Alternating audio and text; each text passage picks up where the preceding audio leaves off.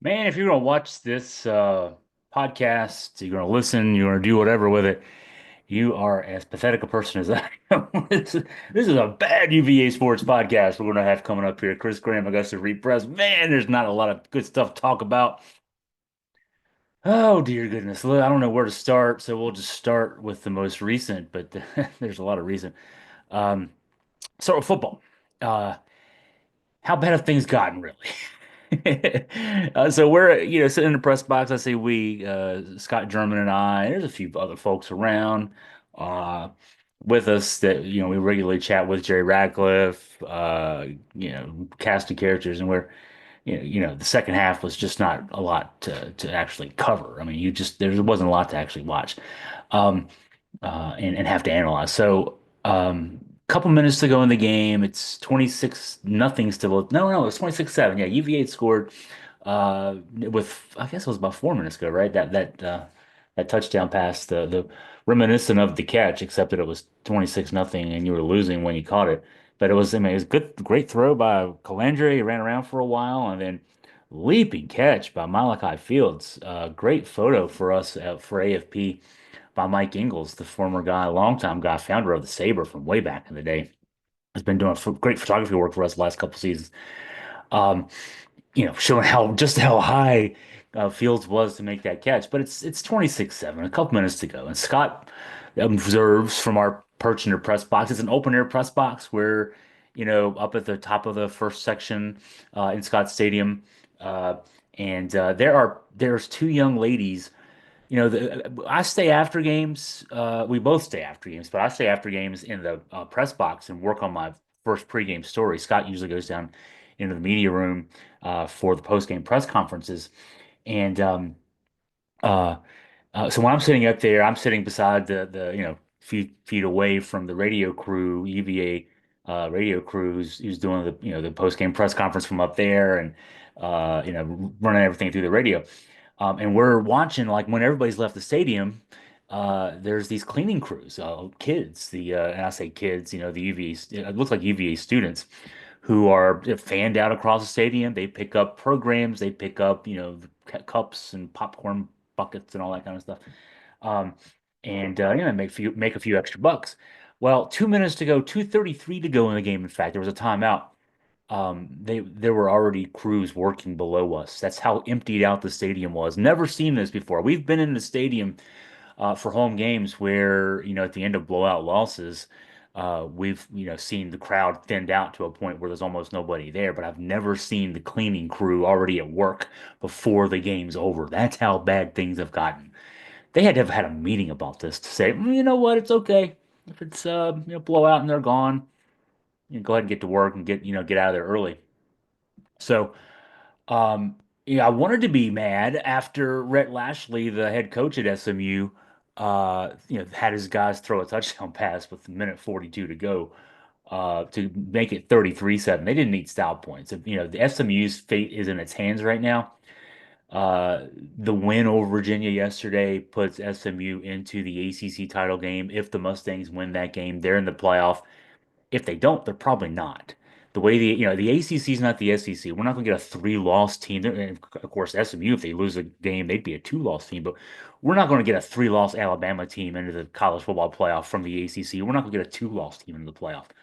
We're going to have SMU play Miami. They're both going to have one loss in Charlotte. And then whoever loses that game is not going to be in the playoff. That's just the reality here. So SMU doesn't need style points. Rhett Lashley throwing the ball to make it 33-7 instead of 26-7 with 142 to go. Honestly, kind of peed me off. Okay. Um, and I'm keeping that nice because I want to be able to monetize this on YouTube. Um, but I don't know and Scott took a picture of the cleaning crews as well. So just to prove it, we didn't have anybody say, no, you made it up. No, didn't make it up. It's actually very true, unfortunately. I don't know which one should pee me off more. Um, SMU's throwing touchdown passes in the final 2 minutes to run up the score, and it's the second time that's happened in the last few weeks. Dabo Swinney did that down at Clemson. Same situation for Clemson. Clemson's 9-2. If something happens and Miami loses this coming weekend, then Clemson's in the ACC title game. Outside shot of that happening. He didn't need style points. Same situation. Clemson, if they get to Charlotte and they win, they're in the playoff. If they don't, they're not going to be in the playoff. So, um, other things that weren't good about this, the announced attendance was 36,305. The count from the ushers, who you chat with to find out what the real situation is, said the actual count at the end of the first half was in the range of 23,000. Um, Maybe a couple thousand of those left by the time the game was over. For reference, the capacity at Scott Stadium is 61.5. The stadium once had 64,907 for a game. That was the 2008 season opener with a top 10 Southern Cal team. Mark Sanchez was a quarterback. It was a really good team. Um, as far as this game went, it was it. I still wanted to believe, based on the head-to-heads, that these two teams were somewhat equal. They had three head-to-heads, and Virginia was 2-1 against the head-to-heads. That's Louisville. The Virginia lost to Louisville by 4 points. SMU had beaten Louisville by 7 points. Pitt. Now, SMU blew out Pitt. Virginia won at Pitt, so there's something there. And then the other. I had this down.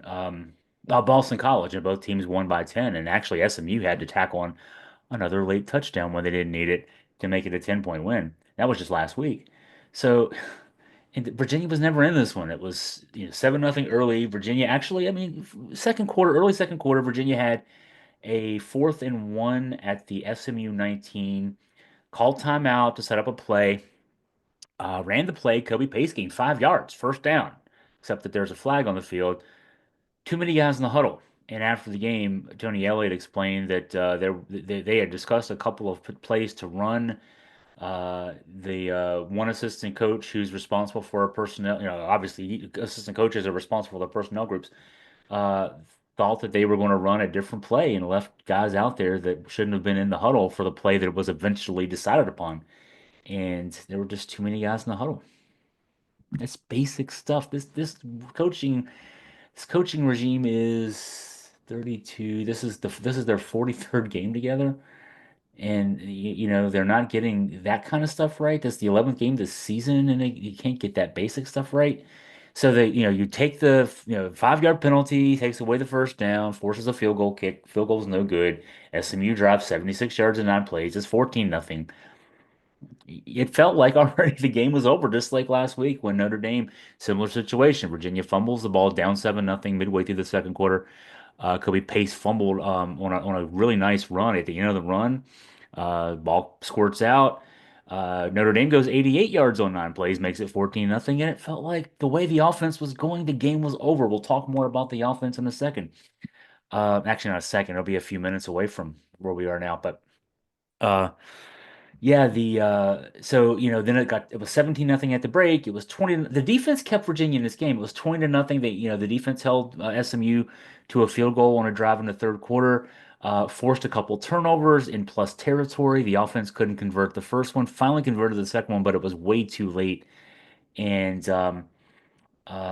this game just got away. Officially, Anthony Colandrea, 18 of 27 through the air, 108 yards. That's 6 yards per completion, 4 yards per attempt. Those are just horrible numbers. The 18 of 27 is fine, but again, we'll go into a lot more detail a little later in this podcast as to why he's 18 for 27. Very conservative game plan. It seemed like the focus was, hey, let's just not turn the ball over. No matter what else happens, let's just not turn the ball over. Um, it's how bad it's gotten, the moral victory of not turning the ball over. Um, let's talk about, I'm going to skip ahead. I talked about this. I'm going to go to why the numbers were what they were. And then I'll talk about the next thing in a second, which involves, quarterback and situation and stuff there. So I talked about the moral victory of not turning the ball over. Uh, it seemed like, the reason, Virginia had 100, what was it, 193 yards of offense in this game, uh, and just never really moved. I mean, the one scoring drive was a short field, 9-play, 27-yard drive, scored on 4th and goal from the 3. Um, it felt like that the game plan from Des Kitchings was very simple. After Anthony Colandrea threw 3 interceptions last week against Notre Dame, got lifted at halftime for Tony Muskett. The idea from Kitchings was just don't turn the ball over. And then there was coaching emphasis that was apparently we can see from the results way overemphasized. Don't turn the ball over. And the play calling then within that. I mean, all three of those things were bad. The game plan, the coaching given to the quarterback, and the play calling. Colandrea, I mentioned, attempted 27 passes, completed 18 in this game. The way you go 18 for 27 and only get 108 yards on those is everything was short stuff. And I say everything, I'm not entirely exaggerating. 10 pass attempts of the 27 were behind the line of scrimmage. Um, Pro Football Focus gives you average depth of throw, which is a really neat stat. The average depth on those throws, those 10 throws, was 2.3 yards behind the line of scrimmage. Nine pass attempts then that were 0 to 9 yards downfield. Basically, the way Pro Football Focus breaks it down is behind the line of scrimmage, 0 to 9, 10, 19, 20 plus. Now, on those 0 to 9 yard downfields, the average depth was 3.4 yards. So I mean, it wasn't even the 0 to 9. It could have been 0 to 3.5, and you would have encompassed it all. On those 19 total passes, Colandrea was 15 of 19 for 77 yards, 4.1 yards per attempt, 5.1 yards per completion. Just dink and dunk stuff. No turnovers. You're not, there's no risk on those throws, or almost no risk on those throws. Um, Problem being, Colandrea only completed three passes that went more than 10 yards through the air. They were all to Malachi Fields. Um, 31 yards on those three passes, 10.3 yards per attempt. The average depth of the throw was 12.7 yards. So Malachi lost a couple of yards at least on one of those catches after catching the ball. He ran backwards, and tried to reestablish and lost yardage, I guess, for that to be the case. Nothing completed beyond 12.7 yards down the field, I guess. I mean, because again, they didn't gain a lot of yards there. Certainly, three attempts beyond 20 yards, nothing completed there. Now, the game plan was obvious. When you look at these numbers, it makes it very obvious. The game plan was to minimize the exposure to turnovers.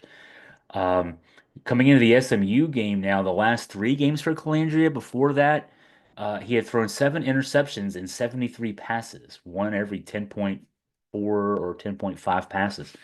Uh, the 220 passes in the seven games before that, only four INTs, so one every 55 passes. So from one every 55 to one every 10, obviously the mantra, the edict from Tony Elliott to Des Kitchings and then down to Anthony Colandrea, no more INTs. The problem with the emphasis on not having a lot of risk there, to keeping things very simple, very secure, is that when you're not attacking downfield, and they were not attacking downfield, the defense, SMU in this case, is going to be able to hover more defenders near the line of scrimmage, and that's going to make it harder to run. They're going to plug the gaps at the line of scrimmage. They're going to have the safeties cheating down into the box. They're going to have the cornerbacks crunched in close by because they know they're not going to get beat downfield. Um, and when you look at the rushing numbers, 140 yards on 148 sack adjusted running yards. I'll be careful to say that.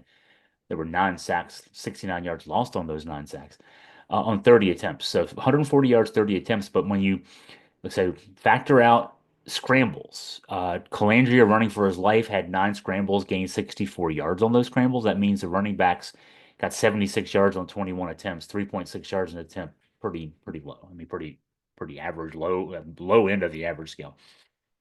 Uh, and then on the running for his life thing, again, I mentioned nine sacks. So nine sacks, nine scrambles for Colandrea in this. And when you look at the pressure numbers, and I like doing this. This really gives you some insight, and I think it's going to give you a different insight than you thought. Because when you're watching yesterday in the stadium or on TV, you're seeing all these sacks, and you're thinking, the offensive line was a sieve. Um, he was pressured. Colandrea was on 24 of his 45 pass dropbacks. On those 24 pressure snaps, and the pressure, is a hit, it's thrown early, and it's sacks and it's scrambles. Um, Only seven pass attempts on those 24 pressure snaps. That's absurd. When you look inside those numbers, then five of the sacks came when SMU defensively sent extra one or more extra pass rushers, basically, blitzing, basically. So, you have your four down linemen, you send a fifth guy. That's a um, extra pass rusher. You can sometimes send six, but whatever the case may be. So five of the sacks came on 14 dropbacks for Colandrea, on which the SMU defense sent at least one extra pass rusher. The other four came with four-man pressure on 31 pass dropbacks. Now, for more look at that, let's see. SMU was able to get pressure on Colandrea on 15 of his 31 pass dropbacks overall, with four-man pressure, that is. That's a 48.4% rate. Before the game yesterday, the previous 10 games of the season, the four-man pressure rate was 31.6% against the UVA pass blocking scheme. So obviously close to a 20% increase in the amount of pressure on four-man dropbacks. I say all that to say I'm wondering here if it was so much the pressure of the SMU defense, those four down linemen, to be able to get pressure as relatively easily as they did, or if it was Colandrea feeling pressure before it was there, taking off running before it was even necessarily pressure, and he kind of created his own pressure. And the eye test, the numbers suggest to me that's the case, and the eye test suggests even more. I mean, what we saw tells us even more. So it's actually 173 yards. Sorry, I got that wrong earlier in the discussion here. I'm not 193. I'm being generous. Um, and it's so very conservative game plan, very conservative play calling. You had a quarterback who obviously had been given coaching to don't take any chances. Don't throw the ball anywhere near a tight window. Take off running if you need to at the first glance, and no adjustments were made during the game either. It adds up. It makes me think. I mean, I haven't put this together into one cohesive writing piece yet, but it makes you think that, the pressure I was putting on editorially from Augusta Free Press last week, onto Coach Tony Elliott and his staff to consider a change at quarterback wasn't so much, I got some negative emails on that before the game and after the game yesterday, which is fine. But it wasn't so much I don't like Anthony Colandrea and I like Tony Muskett better. It's the recognition that when your quarterback, like Colandrea, has been under fire like he has been the last few weeks, both, more pressure from defenses, and then he's not responding well to the pressure with all those INTs in that 3 week stretch, that maybe you need to make a change just to get a fresh set of eyes in the form of Tony Muskett onto the situation. And then you can also you can open up your game plan a little bit, open up your play calling a little bit. So, I mean, I think obviously what we saw was that was probably right. There was no way that offensive game plan was going to score enough points to beat SMU yesterday. Let's just be blunt about that. There's no way that throwing, dinking and dunking the ball, 10 passes behind the line of scrimmage, another 9 passes 3 yards downfield are going to keep the SMU defense out of the running lanes to allow you to run the ball enough. 7 points was about what you would expect out of that game plan yesterday. And you could not expect the UVA defense to hold SMU to six. So therefore, they went into the game with the game plan that they were going to lose the game. I mean, unless you create a bunch of turnovers, et cetera, they were going to lose the game with that game plan. And that's, that itself necessitates a change of quarterback. I say all that to say Tony Elliott doesn't give a crap about what I say of who he starts the quarterback. He made that clear in his post-game presser. Here's a quote. Everybody's got an opinion. They got an answer. Don't necessarily have all the details in front of them. And quarterback wise, everybody wants to go for the backup quarterback, but I've got to be fair. He was very defensive as far as that goes post game. I mean, all the numbers I gave you earlier. But let's be fair here. It's not going to work. The game plan is not going to work to be more effective than it was yesterday. 7 points is about what you'd expect out of that. But that's me. I'm a member of the unwashed masses. I don't know everything Tony Elliott knows. I don't even play Madden. I'm not a video game guy, so I'm not somebody who thinks he's an expert because I throw for 1,000 yards a game playing some stupid video game. it was interesting. I wasn't in the room for it, but I watched it. I've read the transcript of the press conference a few times because I like to do that. I let it, the extra reads lets things sink in. Elliott was really he was defending Colandrea, but I'm thinking more now he was defending himself in his decision. Uh, here's more from Coach Elliott. Everyone's going to talk about the quarterback situation, but when you've got 9 sacks, you're not protecting the quarterback. I threw in just earlier in this podcast a different thought that maybe your quarterback was running himself into trouble there. He's getting to the top of his drop. It wasn't just the offensive line, the running backs. We got some good young running backs in there who just were turning guys loose. I mean, part of that was, yeah, there were the top two running backs were hurt. Xavier Brown he's out for the season, broken collarbone. Kobe Pace, not sure if he's going to be able to be around for the Virginia Tech game, but he hurt his knee during the game and was not able to go back out. So that brought Noah Vaughn in, the third string running back. And running backs don't just run the ball. They don't just catch the ball in the backfield. They're important parts of the pass blocking scheme as well on a lot of plays. Um, so I mean, yeah, on paper that's an issue, but uh, you know, it's one of those things where um, he's struggling. They game plan to water it down to take away the possible turnovers and um, I don't know going into Virginia Tech. I mean, obviously this I'm recording this on Sunday night.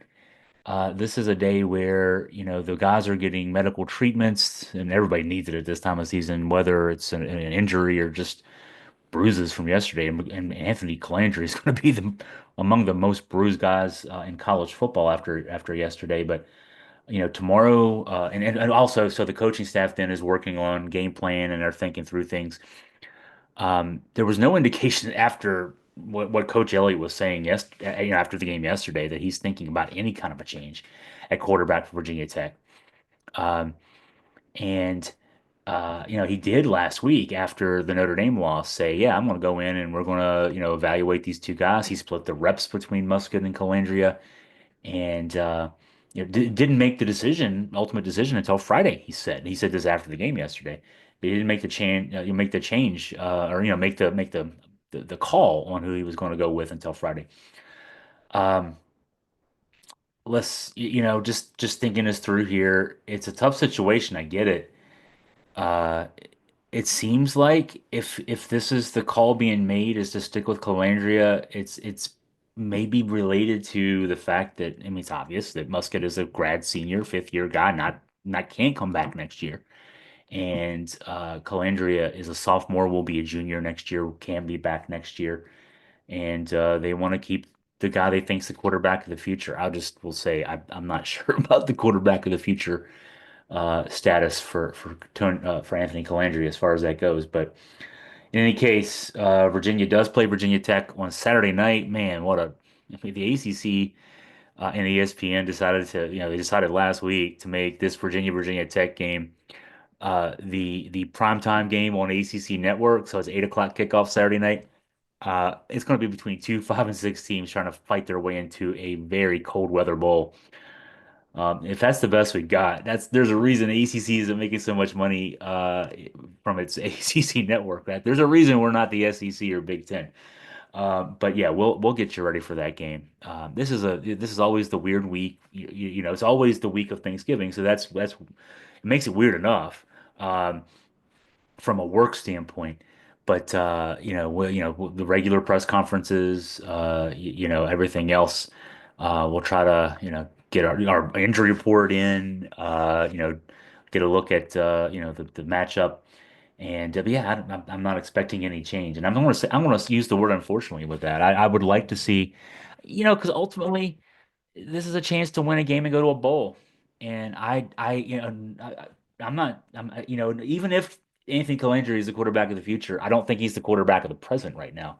And I'm not saying Tony Muskett is, but he's not shell shocked right now. He's not someone you have to game plan to not make mistakes and make your offense uh, one dimensional. Because throwing the ball 19 of your 27 pass attempts being basically at the line of scrimmage. I mean, either 2.3 yards behind the line of scrimmage or 3.4 yards in front of the line of scrimmage. That's the line of scrimmage.